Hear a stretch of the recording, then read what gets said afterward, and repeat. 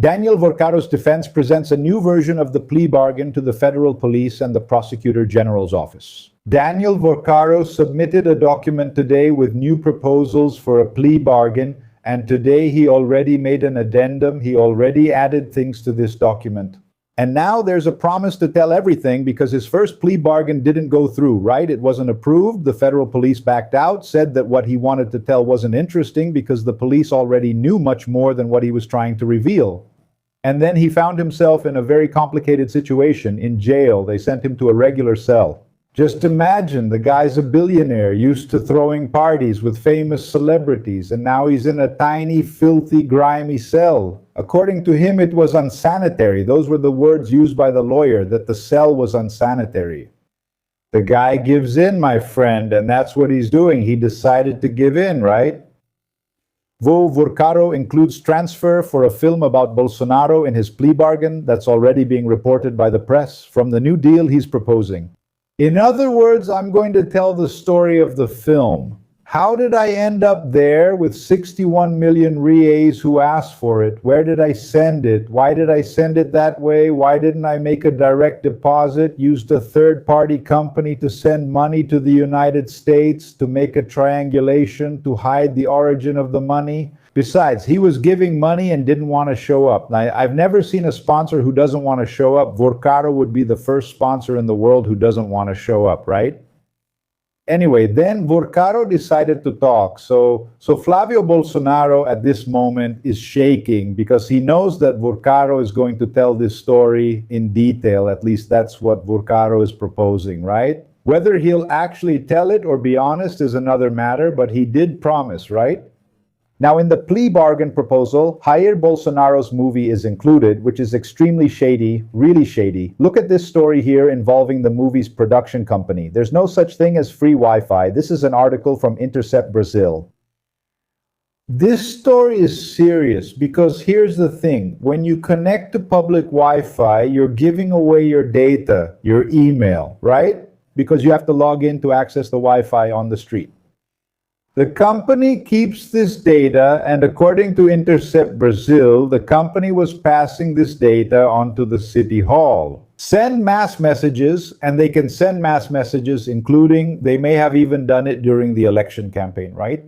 Can you imagine, according to the contract, more than 8 million mass messages were sent? Can you believe that? The population of São Paulo is 11.5 million, and more than 8 million citizens of São Paulo received a message blast from the city hall on their cell phones.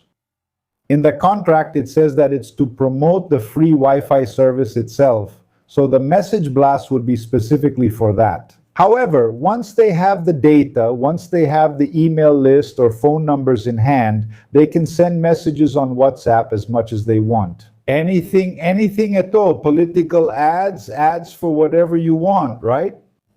So this accusation from Intercept Brazil is very serious, saying that the production company of the movie Dark Horse, the Bolsonaro movie, which has this contract with the São Paulo City Hall, is providing personal data of people who connect to the Wi-Fi system. This is very serious and concerning, giving the public prosecutor's office another issue to investigate. Exclusive coverage, all questions from the Dark Horse director about Bolsonaro, article from Agência Pública, if you can access it. There are conversations, there are doubts, there are message exchanges between the American director of the movie and the Brazilians who were responsible for the film. Mario Frias, Karina Gama, who is the owner of the production company, and other people directly involved in this scheme.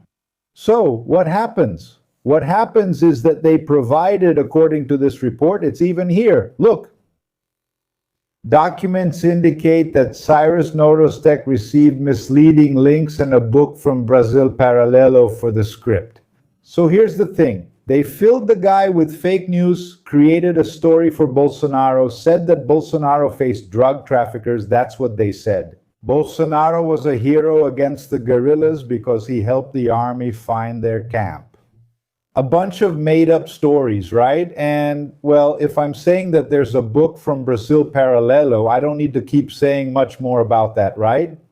They really do, because here's the thing. Mario Frias, Congressman Mario Frias, he wrote the script for the movie. The script for the movie is just a guideline for the story. Look, the story starts here, goes this way, gets here, and ends here.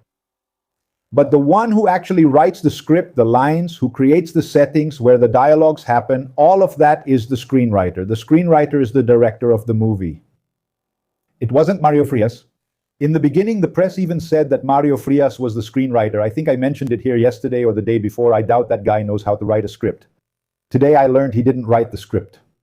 He wrote the much simpler outline, which could be just one page. Someone could even make it in a chat or similar tool. And then the guy wrote the script based on a bunch of false information that turns Jair Bolsonaro into a hero. So the American who doesn't know Bolsonaro's history, okay, he's also a far-right guy, so he's aligned with their way of thinking, but he didn't know Bolsonaro's history.